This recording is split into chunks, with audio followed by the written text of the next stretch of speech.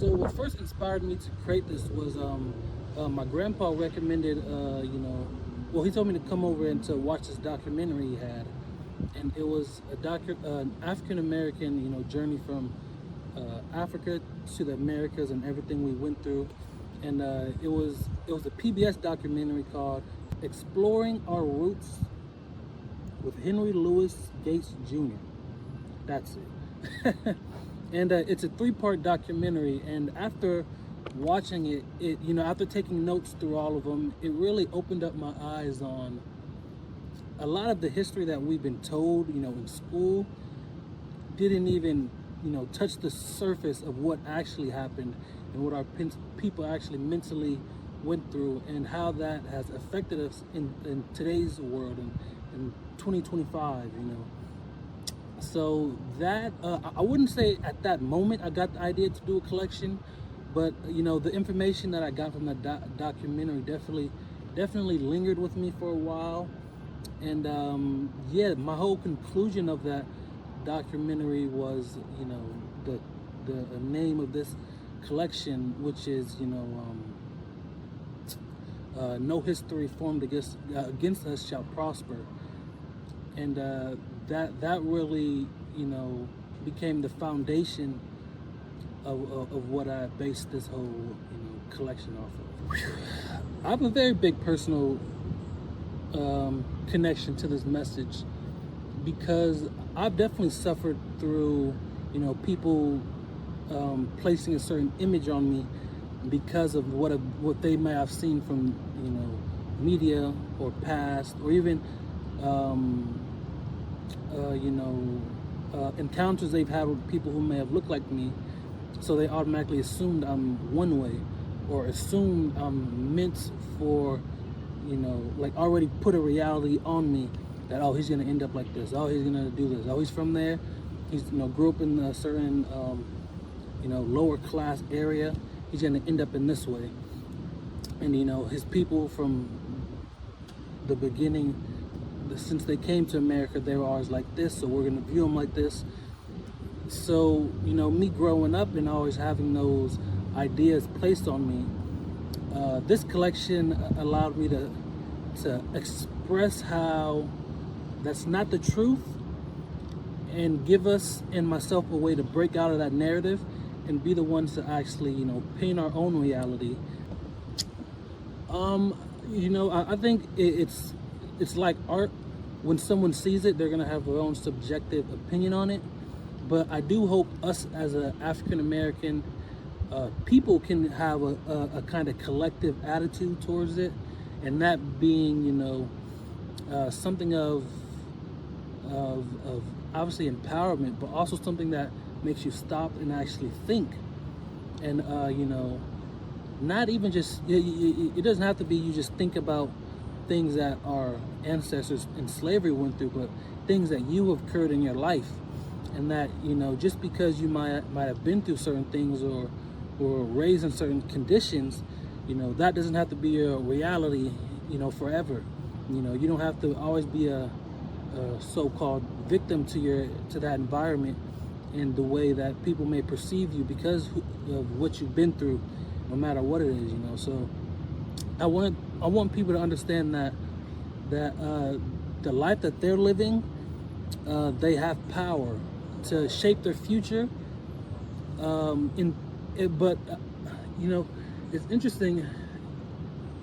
My future is shaped by what I do today, but I also believe that my past is also shaped by what I do in the present moment. And when I say that, I mean, once I'm in the future tomorrow, I'm sorry, what I've done today is actually going to be my past. How can I better say this? Well, what I do today affects my future, but once I'm in my future, what I did today is going to be my past. So once I came to that understanding, that made me realize that the things that I've been through in the past don't have to be the past that I cling on to. I can learn lessons from it, but what I do today, the good deeds I do today can be the past that I um, that I accept and that I actually want to lean on and call my past instead of the horrible things that might have happened to me. And that doesn't mean that I ignore the past, like the things that our people have been through. I can learn from it, grow from it, and then, you know, I also have the power to, create my own present, create my own future, and to create my own past. Interesting thing about that opening sequence is I actually added that at the end. Once I was done with everything, then I was, because at first it was just straight to, the grandmother and the grandson on the overlooking the water. But then I kind of wanted to add a little, you know, at that moment it wasn't finished. I felt like it needed more. So I added that. Yeah, it's powerful because obviously, well, for the people who don't know, during the transatlantic slave trade, when our people were being, shipped over to the Americas, millions of African Americans died on the boats, and on the boats, killed, thrown over into the ocean. Some jumped over without even knowing how to swim.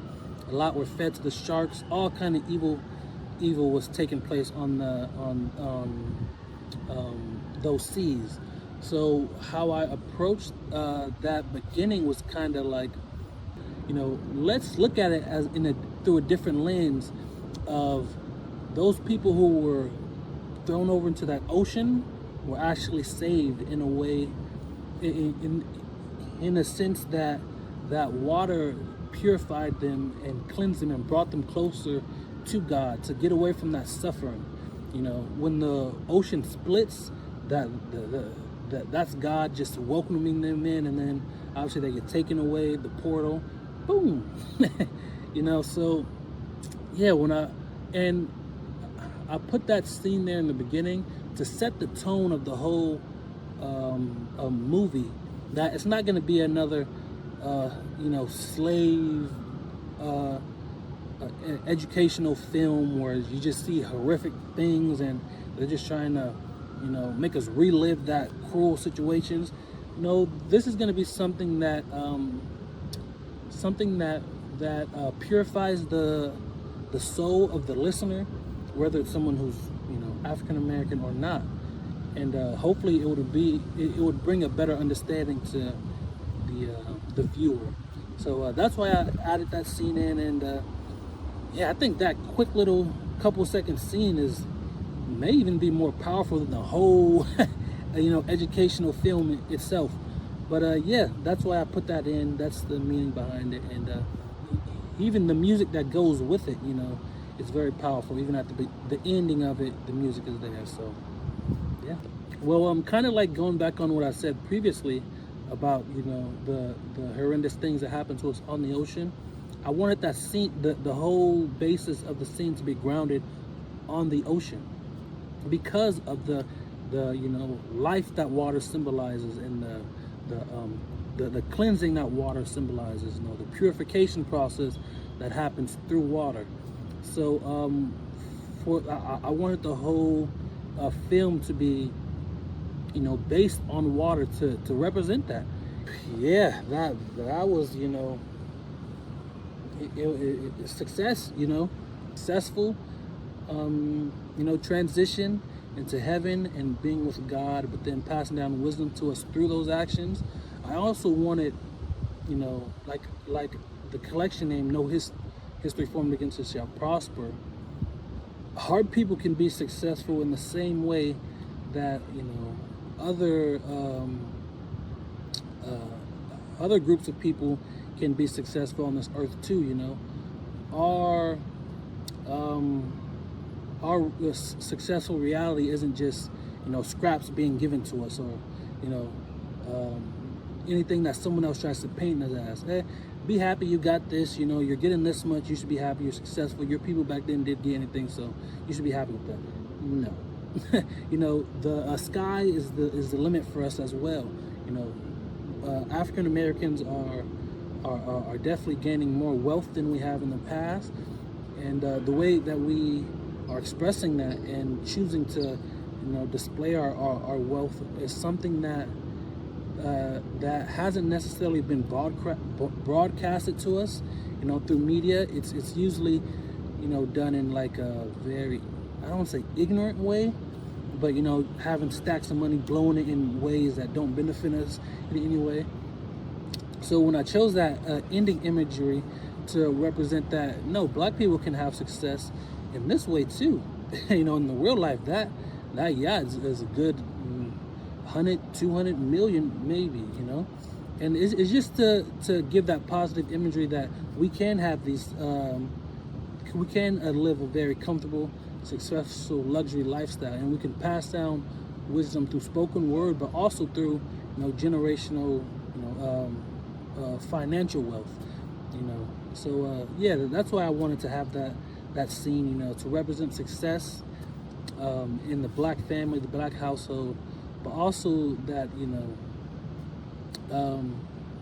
in the opening scene, the swimmers, they had success as well, just like these this family is also having their success here on earth, as well as in the afterlife. They're gonna have their success also. Ooh, that's a good question. How did I decide? How did I decide? I think it goes back to the documentary that I watched, and I think a large chunk of my oh no, you know what? It also it's a book I'm reading, a book called the Delectable Negro. I don't want to say the word, but the Delectable, that word. And I haven't finished the book yet, but that book really opened up my eyes on the way that the people who brought us over to this country, how they looked at us and their perspective on us, especially on the slave ships. Cannibalism was running rapid. A lot of people don't know this, but yeah, they were eating us. They were, putting us through starvation, making slaves eat each other, other slaves, and it rubbed me a wrong way. I was reading in that book that in Sierra Leone, back at that time, when slaves were captured, the people there, whenever they heard of a slave being captured, they, in their mind, they already knew, oh, the slave master is going to eat them, or oh, they're going to be dinner. So there was this understanding that the slave masters were getting these people to like harvest them and to eat them and to drain them, So that was something that I was never taught in ever. So when I came to that that knowledge, and also how they used the Bible to try to justify their ways and to try to civilize us, and to because they saw us as savages, that was a very eye-opening experience. And I'm still reading the book. I haven't finished it yet, but the more I read and the different testimonies, and how young slave boys were hypnotized to to believe in Jesus as Savior, and how the slave masters had a certain homoerotic relationship with the young boys, and then those boys went to other, as they grew older, they went to other young boys, and they had that same type of PDF style relationship with younger boys, and tried to teach them in the ways of Christ and stuff, so it was eye-opening. But also, the trauma that the women went through, that's something that's still felt today, and certain attitudes, and I feel like if a lot of people just take the time to learn about our history and what we've been through, certain things would just make sense. Why people act this way, why certain things are being presented to us and shoved down our throats, and certain methods to control us are being put out there. The more that I read, it's just it makes sense. So when I you know touched on the scene with the how women were treated on the slave ships, and how the married woman, Margaret Garner, you know what she did, when she was a slave, she actually killed her daughter, literally slit her daughter's throat because they got captured, and she didn't want her daughter to go through the same slavery treatments that she went through as a woman. On those slave ships, young girls were being, used for the captain and his crew's pleasure whenever they wanted. Older women, the mothers, if you were a female woman, you were put through so much. And then the financial sector. Oh man, yeah. We tried to build something, it gets torn down. We keep trying to build it. And I thought it was very important to include how our Black Wall Street was burned down, and the meaning behind that. Yeah, they burned it down once, but now they don't necessarily have to come into our communities to burn things down.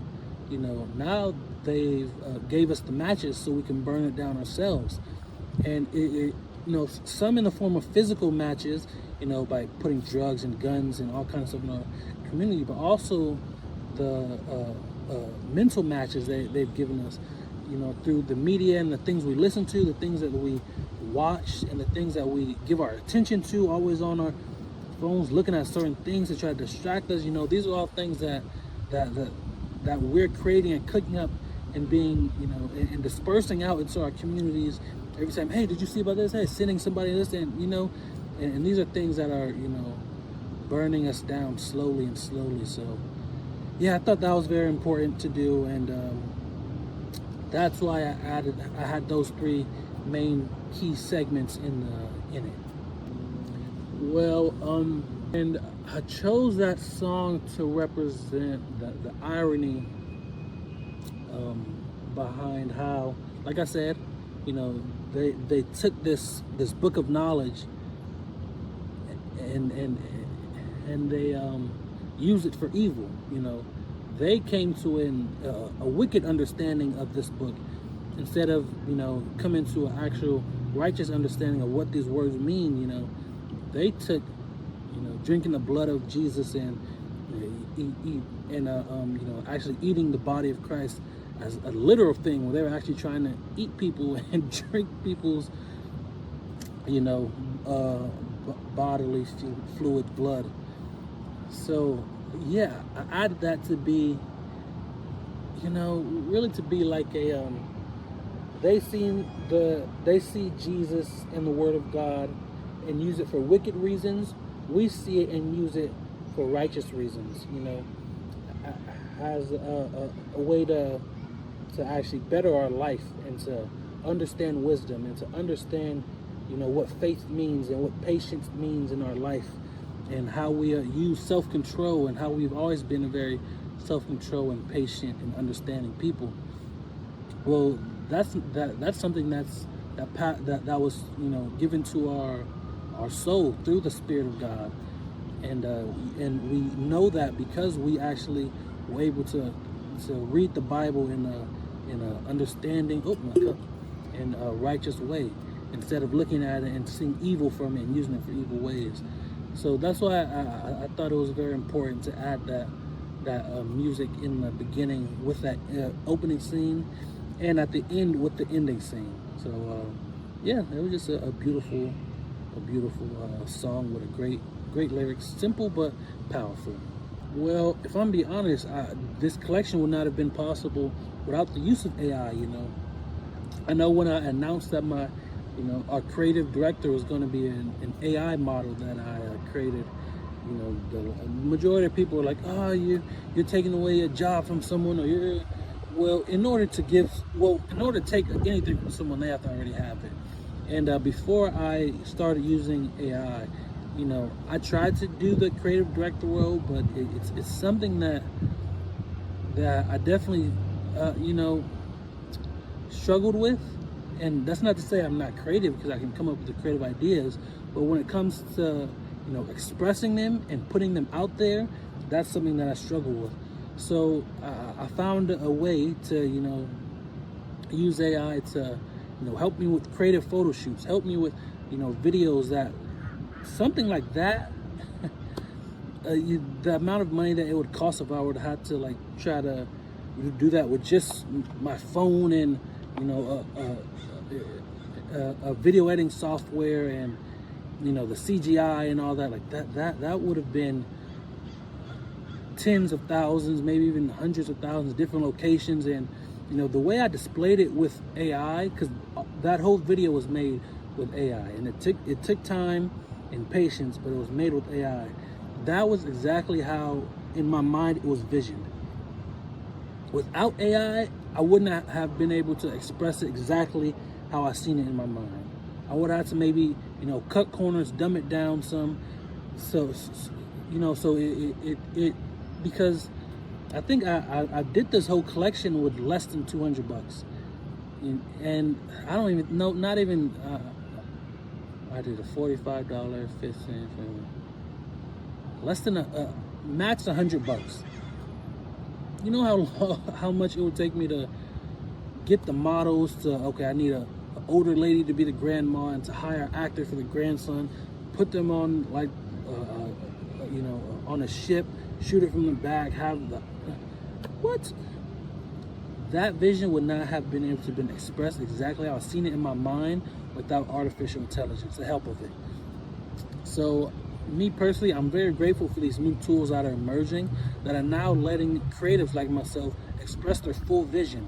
I don't now have to say, oh, I don't have enough money, or I don't have the resources, I got to go to somebody for backing, I have to go to somebody with certain resources, or I have to kind of dumb it down because maybe a camera can't shoot this, or it can't I can't have an actual dragon or people swimming in the ocean. Well, now I can.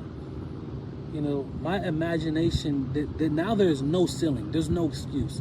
For anyone out there, if you have a creative, imaginative idea, you can express it now. And there's certain AI models that look so realistic, like you can shoot your own movie. So when it comes to creating the whole film, obviously the script, I came up with that myself, the storyline. But like I said, when I created Deja to be my AI creative director, it was purely to act as a tool to help me express my ideas. I already have the designs, I already have the collection ideas, the meaning behind it, but photo shoots to express the concept, videos to express the concept. That's what I use the AI creative director. That's why I call it the creative director, because she creates in a way that one man person by myself with just my iPhone can't do. So that's how I use the AI for the video. The videos, the photo shoots behind the collection, the models standing up with the, how much it would cost to hire, whatever, like 5 or 6 different models, rent out a space, purchase blanks, print on those blanks, each one for their size, give it to them, and then edit the photos, have a photographer, well, I could do it with my phone, and all that. Like, me being, a one-man army right now, I don't have the backing or the funding.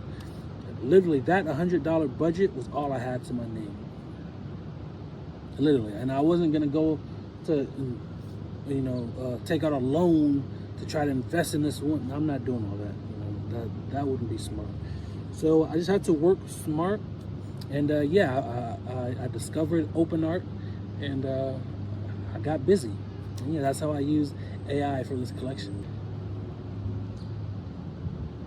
Yeah, I mean, I think people who see AI as removing the creativity, I think it's being presented to them in the wrong way, and they're also looking at it in a wrong way.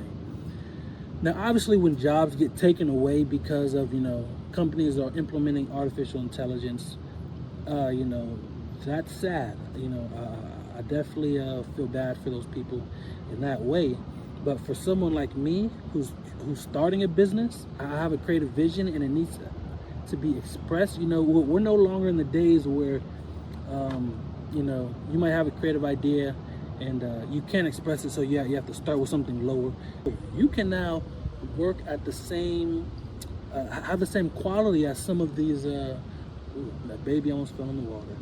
You can have the same, you know, creative quality as some of these other brands, and it's embracing the tools that are there for us at an affordable price. You know, I don't know in the future if the price is going to be raised. Who knows? But you know, right now these tools are out there for us to use them. You know, especially for people who are trying to start their own business and their own clothing brand. Like, you know, so me personally, I found a way where I can do something in a more affordable way, but still keep the good quality as a pretty a good brand. You know, so you write your own story. I have power. You know, I, I'm no longer this, you know, poor, helpless young man with no resources and I can't do anything about changing my life. Like, no, I have the power to, and I'm expressing it. And with Seen Unheard, I don't have to necessarily go the same route that other people went just to be in this industry and to create things through clothing. You know, I have the power to do it my way and to see the vision how I see it and express it that way. So that line, you know, you write your own story, is a great understanding of what Seen and Unheard is. You know, it took the route of no longer having to, you know, speak, or I guess I can say trying to express myself and my thoughts through words, and I'm now saying, you know, for the longest people weren't listening to what I had to say, so now I'm gonna express it through clothing, through fashion, and try to, you know, get them to understand through design and through art, and let it just touch right into their soul instead of trying to, you know, convince people or try to express through words. I'd rather just let the clothes speak for themselves. And yeah, that I'm doing it that way because that's what I want to do. You know, I write my own story. I have the power to do so. And as long as I keep remembering that, and as long as you come to that understanding within for yourselves, oh man, you're unstoppable and very, very highly favored. I'm gonna kind of tackle on what I said earlier, mixed in what I just said, and it's the power that we have. The power that because I got up this morning and came out here to make this video, I changed my present, and this is gonna have an effect on my tomorrow future. And once I'm in the future of tomorrow, I changed my past because today will be my past. So that understanding of I have the power to change my present, my future, and my outlook and my understanding of my past, and I don't have to, you know, settle for the past that other people put on me, and I don't have to, you know, contemplate and think too hard on that wicked path. No, I can think of a beautiful past that I've created for myself. You know, not the evil past that they try to always put on me. I have the power to create a wonderful past and to tell my children about a wonderful past that I have lived and I created, and that a wonderful present moment and a wonderful future that I can create in this one moment, and that they can also. So that's one thing that I want people to walk away, that your actions are very powerful and you have the power to shape your present, your future, and what you do right now in the present is going to be your past. Walk away with that.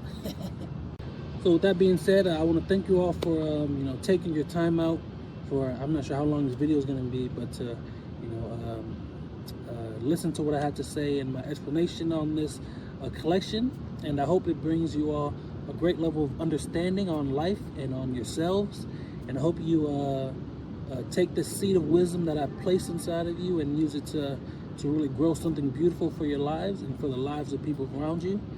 And yeah, the collection can be found at seenunheard.com. And yeah, thank you, and God bless.